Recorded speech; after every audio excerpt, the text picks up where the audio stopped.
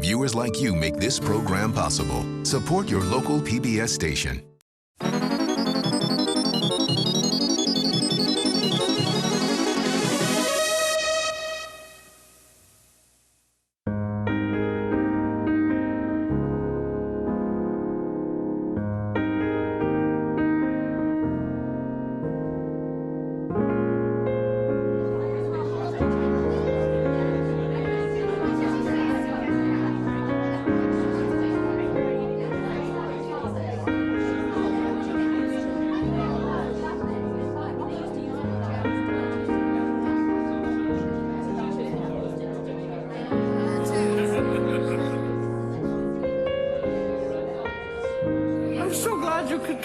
We're all having an awfully good time, as you can see. We're very fortunate in having as guest chef Moncef Meddeb from the Espalier restaurant, one of the very best in Boston, who's doing our first course. And we have a beautiful collection of wines from Richard Sanford of the Sanford Vineyard in the Santa Ynez Valley, just right near Santa Barbara. They're beautiful wines. While the guests are munching away on stuffed mushrooms duxelles. Come on out in the kitchen with me and we'll look at the main event. Here in this 350-degree oven, quietly roasting away for the past 60 minutes, is this glorious 9-pound leg of lamb.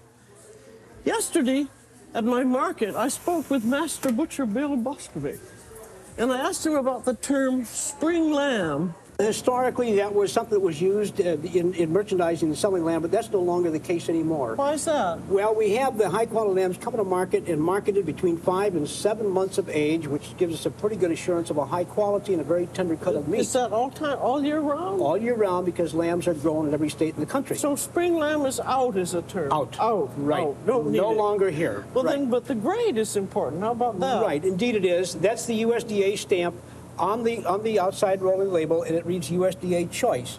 And about 90% of the lambs grown in America will go into the choice grade. So isn't that nice to know that we can buy that high quality, whether it's the 4th of July or Christmas or New Year's or whatever it is, to get that high quality lamb. No, why is that so much is so good? Well, it's because of the producers who are bringing to market a real high quality, properly fed lamb to market for their consumers. Because it's expensive and they might as well make some money out of it. Well, I think that might be part of it. Yeah. Now, what about frozen lamb? Julia, the only frozen lamb you'll see within the country will be imported from other countries, from New Zealand and Australia. If it's frozen, it certainly, I don't believe, would ever be American lamb. So buy American. Buy American. Buy American. Right. Well, now let's look at some of the cuts, because you butchered this whole thing for us. Okay. Julia, this represents the 4 major primal cuts of a lamb carcass, which are the shoulders, the rib section, the loin, and then the legs. So those are the 4 major primal cuts. And of course, the shoulder represents a good value because it's the lowest cost primal cut in the lamb carcass. It can be cut into steaks or chops. Let's look around that side of it. There you go. A nice lean lamb. Nice shoulder chop. And it provides a very nice boneless rolled roast for oven roasting or rotisserie type cooking. And this can be roasted just as well as the leg. Just like the leg, correct. Well, that's good to know, because it's a good buy then. Indeed it is. You can bone it yourself if you want. At home we could do that, right. Yeah. Now how we got Next here? would be the rib section. Of course, this is where we can cut our rib chops from, or make our rack roast, or double rib French chops. Or as we see the cut right directly in front of it, we made a crown roast of lamb that's excellent for holiday, festive dining, for special occasions. You did all of this. Yeah. Yes, ma'am. Look at all that. They've taken out most of the fat. That's beautiful. That's one side, each side. Right. I think we should remove as much of the animal fat as we can. Yeah. Right. The next would be the lamb loin, of which we cut our lamb chops from. Isn't that a lovely cut of meat? And again, as you look at that, you see the loin chop. We can cut those as single loin chops or a double loin chop. Or in this case, we did bone another lamb loin out, and that's your saddle. That's beautiful. That's the boneless saddle. I'll bet that's expensive. Well, not really, because you have such fine dining and you really don't eat that much. Yeah, it's really for a party. And then look at that bone. And that's the bone that came out of it. Then finally, the pair of legs that we would have this way, and I think most stores would merchandise and sell full legs of lamb in the store. Now, you might want to either take it home or ask your retail meat man to remove the sirloin bone, as we've done here, and just tie it with 2 or 3 Because that makes it awfully hard to carve. It's hard to carve because it'd be sitting right there. Exactly. So with that bone removed, it'd be a lot easier to carve. And you could very easily do that yourself at home. Surely you can. Thank you, Bill. You're welcome, Julia. Stop in again sometime. There's your whole leg, just the kind that we saw in the butcher shop, and you may or may not have to do some trimming on it. And in any case, I want you to see what you ought to look for. First thing is excess fat. There's an awful lot of fat on here, and you want to cut that off. See, there's some up in here. Take a very sharp knife and just shave that off and get just as close to the flesh as you can. Turn it over. There's a lot of fat in under here. Shave all of it off. This is picky work, but it's got to be done. There, I got about 2 cups of fat and scraps there. Took a lot off the fell side, and it doesn't make any difference if some of the flesh is showing. Got a lot off of here on the underside, and now we got to take the hip out. There's that hip bone there. And if you leave it in, it's going to make carving very difficult. So just cut right against it on the underside. Now here's the ball joint. I'm going to turn it around so you can see. That's the joint of the main leg bone, and this is the hip bone that was attached onto it. So once that you get all of this cut down here, there you are, it's out. And you can see what an ugly thing that would be and how difficult to carve. There's the tail, and there's your hip bone. I'm going to save that for my lamb sauce. And now you have this flap of skin, and you want to secure that back onto the leg so that it will look nice for cooking. I've got skewers here. Just stick them in. At the grocery store, they had just tied it. I think I like skewers better. I've got some white string. Then just lace it together.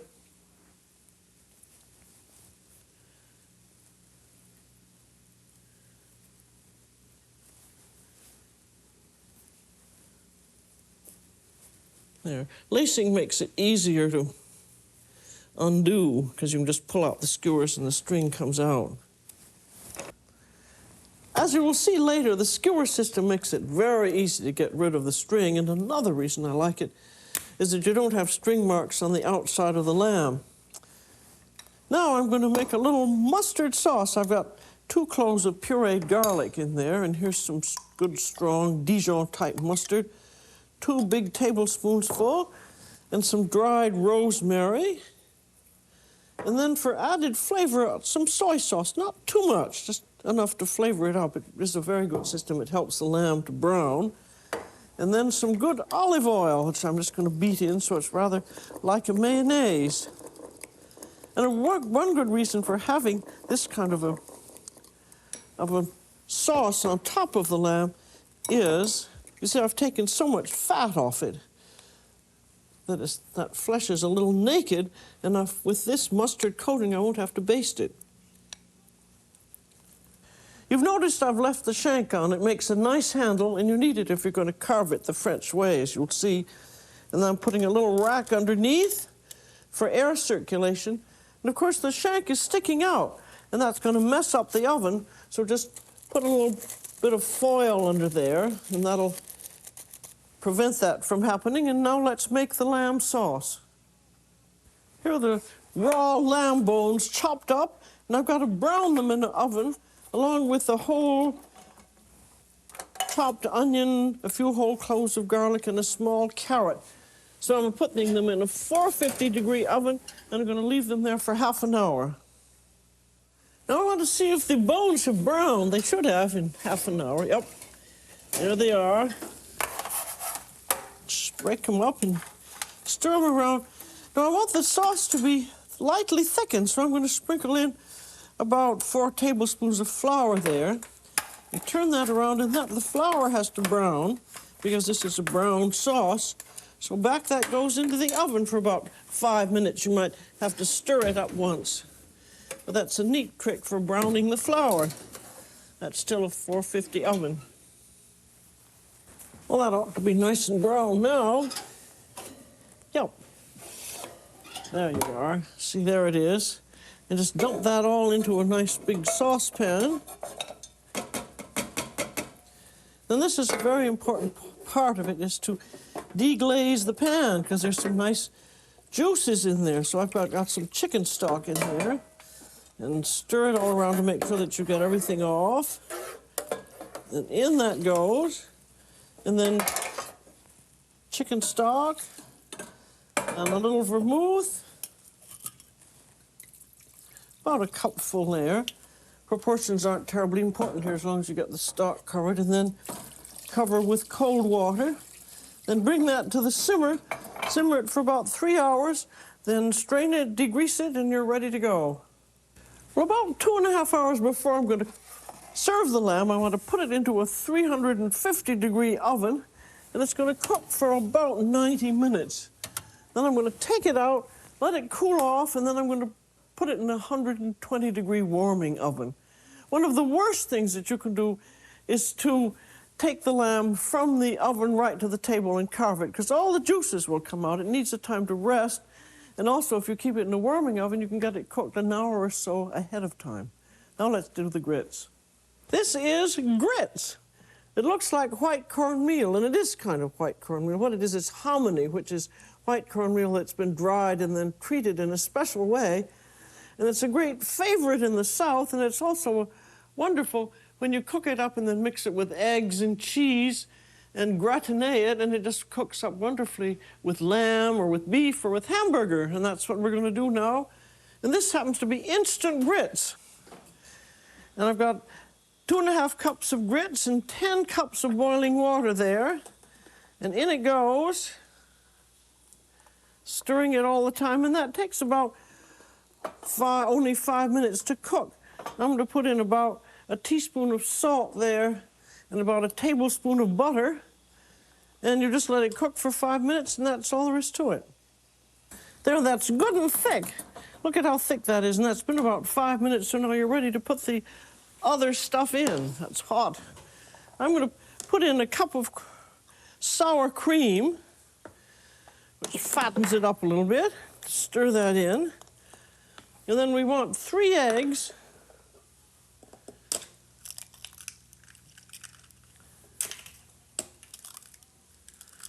And I want about a cup of, I've just got a cup of roughly grated cheddar cheese in here.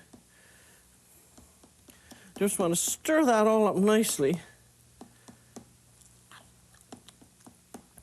Now let's taste it. It's got to be very, very good. It is good. I love grits. Put a little bit of, needs of pepper, about 10 grinds of pepper there, and a tiny speck of nutmeg. That's a little grater that grates whole nutmegs. That's pretty cute. Stir it around again. And that's all there is to it. Now we just put it into a buttered baking dish. There we are. And the good thing about this recipe is you can get all of this done ahead of time.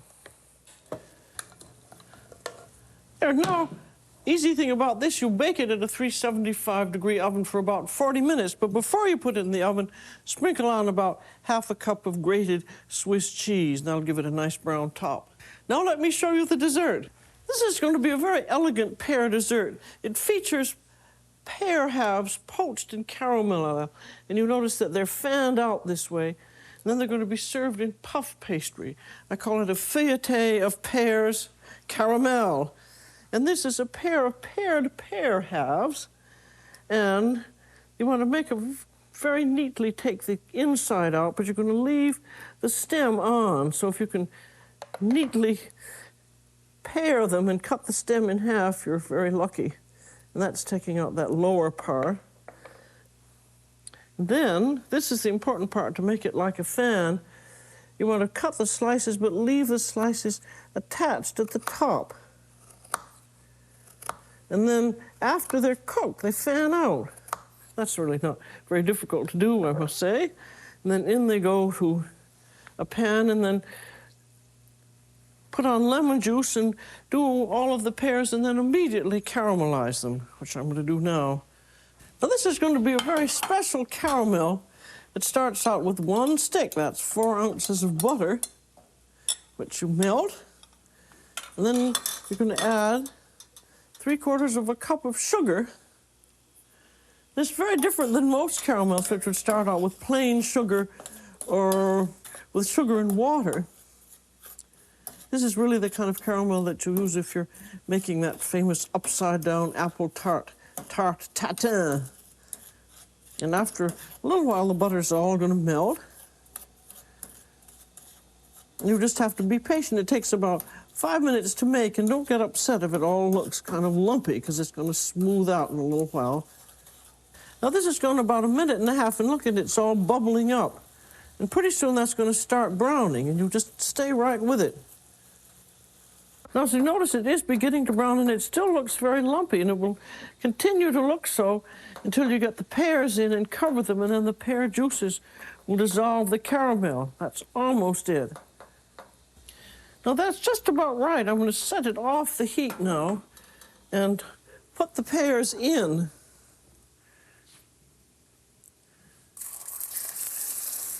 Once in a while, a slice comes off, which is just too bad.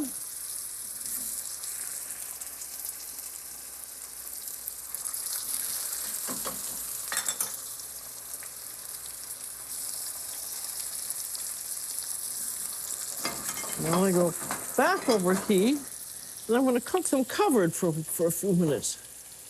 Now these ought to be just about done now. Look at, see that, all that awful-looking stuff has now turned into a beautiful caramel. And this basting is very important. I think these are now done. And the thing to do now is to transfer them very carefully to a baking sheet. And the good thing about this is that you can get them done in advance. This is a no-stick baking sheet, and you can see how they've nicely fanned out.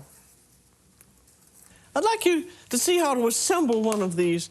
Now, this is the caramel that the pear's cooked in. I've just boiled it down to thicken it, and then I've let it cool. And this is a case made out of that lovely light French puff pastry. And the pears are going to sit in that. But first, I'm going to put a little pool of caramel in the bottom of the plate here. And then the bottom of this delicious light puff pastry lies in the plate.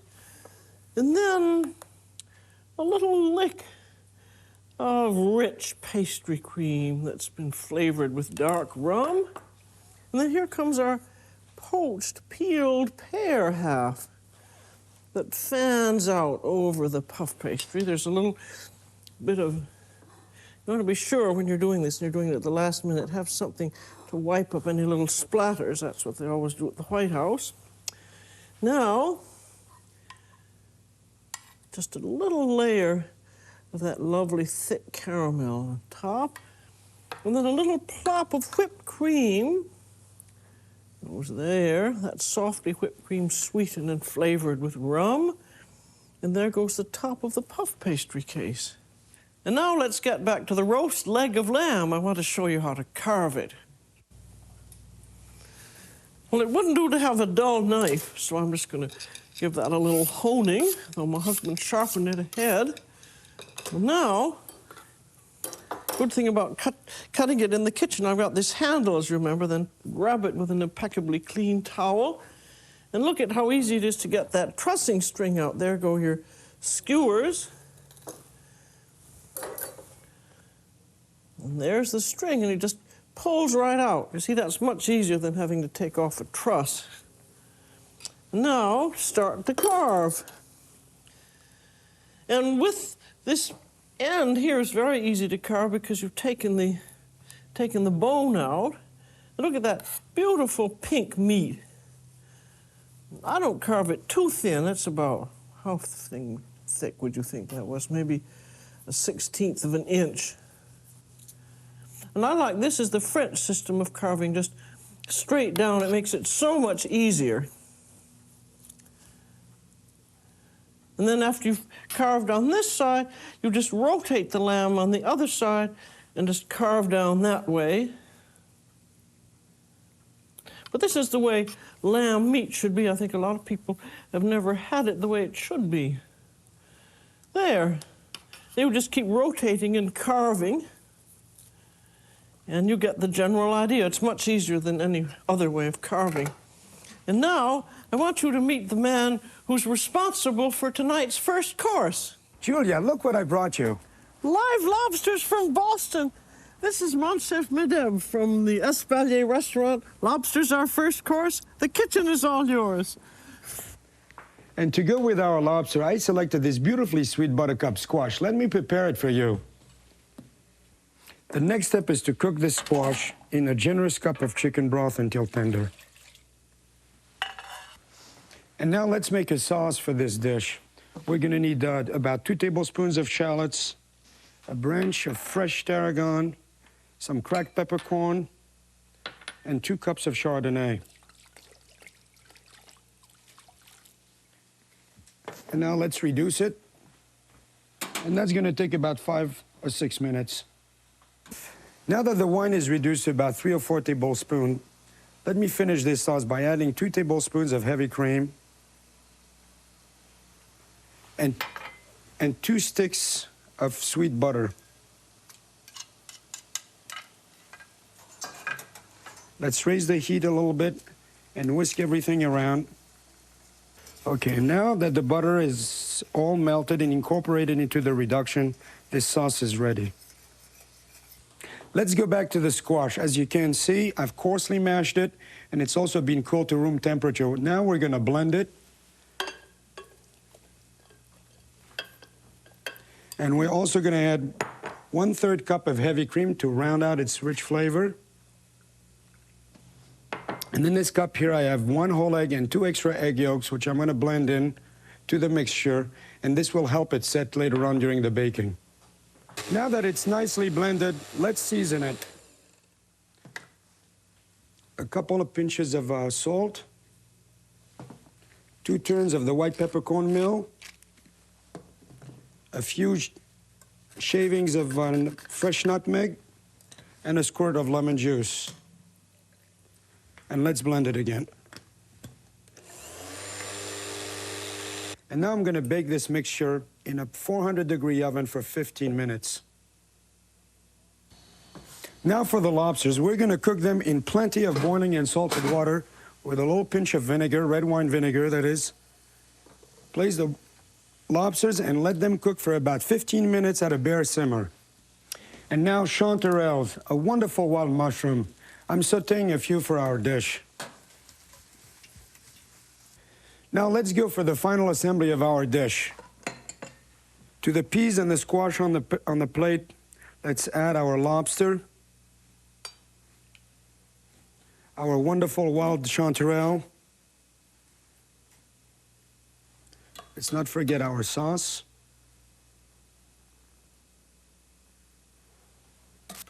A little bit of lobster roe, cooked lobster roe, and a sprinkling of fresh chives.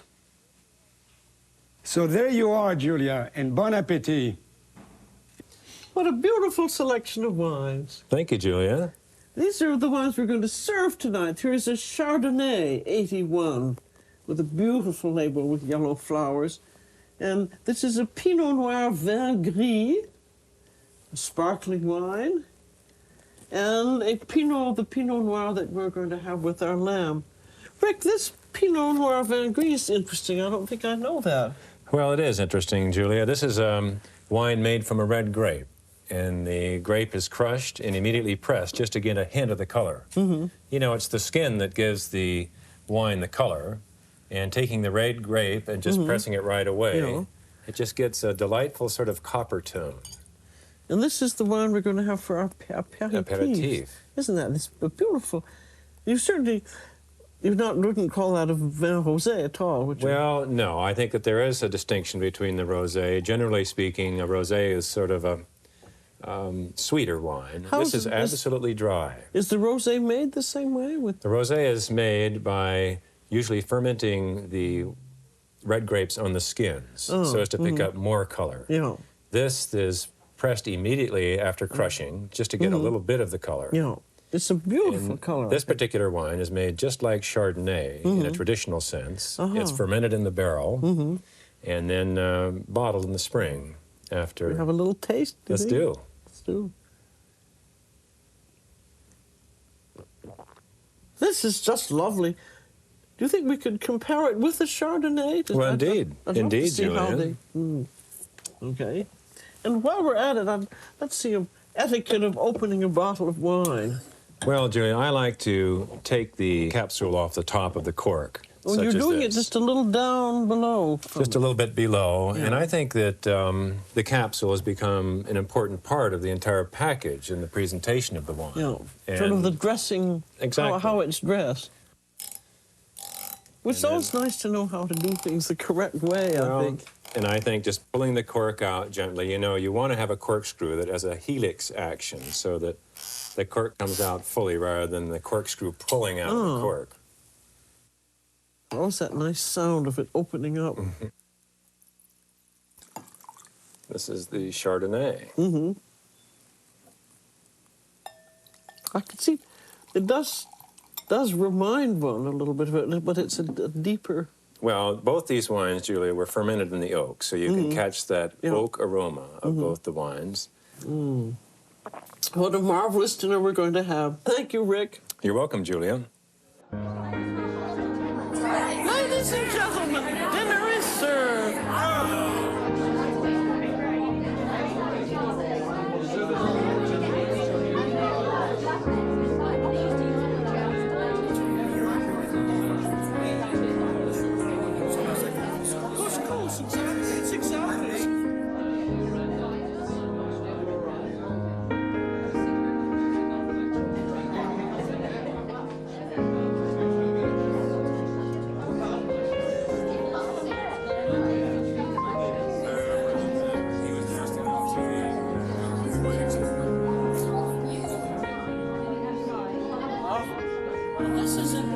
This is a California sparkling wine.